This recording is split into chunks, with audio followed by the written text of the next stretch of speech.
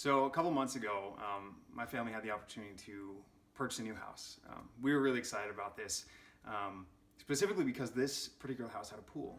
As a family, we've never had a pool before, and I can tell you that my girls were most excited. I have two girls, Isley and Bryn. And the day we moved in, they're like, "Dad, can we jump in the pool?"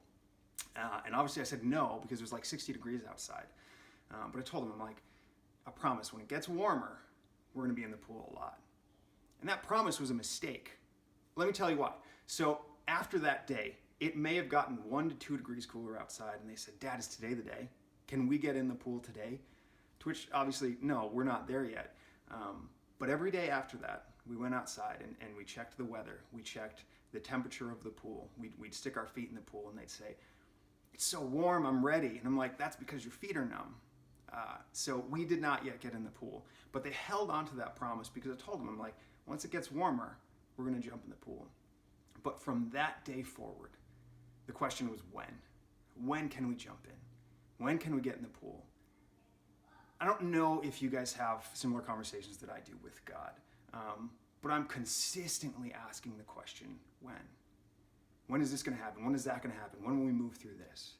And I think especially in this particular season, you're probably having those questions.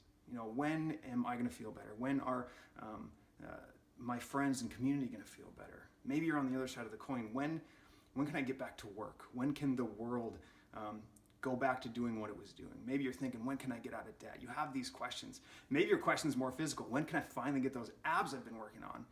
And if you've been snacking like me during the quarantine, the answer is probably never. Maybe your question's a little bit more spiritual. Maybe you're asking, when will I finally move into that thing that you promised me, God? Maybe it's as simple as, when are you coming back? We all kind of struggle with these when questions, and it's interesting. We have this verse. It's a famous verse. It's Jeremiah 29:11. Essentially, it says God has plans for you, not plans to harm you, but good plans for you.